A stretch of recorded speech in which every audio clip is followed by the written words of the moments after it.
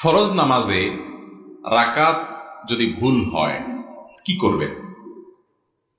এর উত্তর হলো, ফরজ নামাজে 4 রাকাতের জায়গায় যদি আপনি 3 রাকাত পড়েন অথবা 4 রাকাতের জায়গায় 5 রাকাত পড়েন, 1 রাকাত কম অথবা বেশি, তাহলে সেক্ষেত্রে অবশ্যই প্রথমত জোড় নামাজকে আপনার জোড় হতে হবে, অর্থাৎ যাতে করে 4 রাকাতেরটা যদি 5 রাকাত পড়ে ফেলেন তাহলে সাথে আরো 1 রাকাত যোগ করবেন। তাহলে আরো 1 রাকাত যোগ করার পর আপনি টের পাইছেন পরে যে আমার 4 রাকাতের জায়গায় তো 5 নম্বর রাকাতে আমি পড়ে ফেলছি, শেষের দিকে আসেন বা সালাম ফেরানোর পরে মনে হয়েছে, তাহলে আপনি আরো 1 রাকাত সাথে যোগ করবেন, করে সেজদায়ে সাহু দিয়ে দিবেন। তাহলে শেষের যে 2 রাকাত এক্সট্রা 2 রাকাত হইলো ওইটা নফল হিসাবে গণ্য হয়ে যাবে, ফরজও হয়ে যাবে, কিন্তু শেষে কি দিতে হবে? সেজদায়ে সাহু দিতে হবে। আর যদি 1 রাকাত কম হয়, 3 নম্বর রাকাতে সালাম ফিরে বসে আছেন, এরপরে টের পাইছেন যে না, রাকাত তো 3টা হয়েছে, একটা কম হয়েছে, বা শেষের দিকে টের পাইছেন, তাহলে কি করবেন? তাহলে অবশ্যই অবস্থায় দাঁড়ায় যাবেন, দাঁড়ায় আরো 1 রাকাত পড়ে ফেলবেন, 1 রাকাত পড়ে এরপরে সেজদায়ে সাহু দিয়ে নামাজ পড়বেন, নামাজ হয়ে যাবে ইনশাআল্লাহ।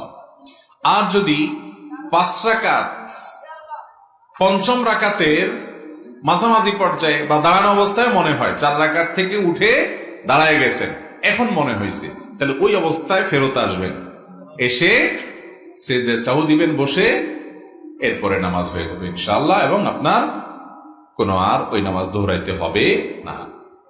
পঞ্চম রাকাত পড়ে ফেলছেন, শেষে আছেন, তাহলে এবার আরেক রাকাত যোগ করবেন। আর পঞ্চম রাকাতের মাঝে আছেন, শুরুতে আছেন, তখন মনে হয়েছে, তাহলে ওখান থেকে ব্যাক করবেন, ব্যাক করে সেজদায়ে সাহু দিবেন, শেষে নামাজ হয়ে যাবে ইনশাআল্লাহ। বুঝতে পারছেন কথা? এটা জামাতের সাথে হোক আর একাকী হোক, সর্বাবস্থায় একই কথা প্রযোজ্য, যে রাকাত নিয়ে যদি ভুল হয় তাহলে সেক্ষেত্রে এভাবে করবেন। আর যদি সন্দেহের মধ্যে পড়ে যান রাকাত কি 4টা না 5টা, এটা কি আপনাদের মাঝে মধ্যে হয় না প্রায় সময় হয়? এই রোগের রোগীর সংখ্যা বেড়ে গেছে, এত দান্দা মাথা, ফেসবুক, ইউটিউব, টিকটক, লাইক, এটা সেটা, নামাজের মধ্যে আর মনোযোগ ধরে রাখা যায় না, শুধুমাত্র লাল নীল মাথায় আসে, তাই না ভাইরা আমার? এটা খুব খারাপ কথা যে নামাজের মধ্যে মনোযোগ আমার একেবারে নাই, খুব খারাপ কথা। যদি কখনো এরকম হয় যে 3 না 4 আমি ডিসিশন নিতে পারতেছি না, তাহলে দেখতে হবে মন বেশিরভাগ কোন দিকে টানে। বেশিরভাগ যদি 4-এর দিকে টানে তাহলে 4 ধরে ফেলতে হবে এবং শেষে সেজদায়ে সাহু দিয়ে নিবেন। আর যদি বেশিরভাগ 3 মনে হয় তাহলে 3 ধরে শেষে আরেক রাকাত করে সেজদায়ে সাহু দিয়ে নিবেন, 4 রাকাত নামাজ হলে। আর যদি 3 না 4 কোনো দিকে মন আপনার সমান, মানে বেশি টানে না, বরং সমান সমান মাঝখানে দাঁড়ায় আছেন, একেবারে এদিকেও টানে না মন, ওই দিকেও টানে না, এমন এক জটিলতায় আছেন, তাহলে সেক্ষেত্রে কমটা ধরবেন। কোনটা ধরবেন?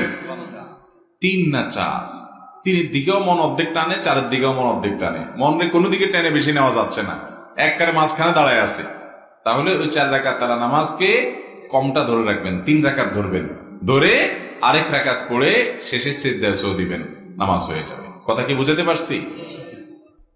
আর যদি প্রবল ধারণা হয় যে না 4-এর সম্ভাবনা বেশি, 3-এর ব্যাপারে ওয়াসওয়াসা আসতেছে, তাহলে সিজদায়ে সাহু লাগবে না, 4 দিয়েই নামাজ শেষ করে ফেলবেন।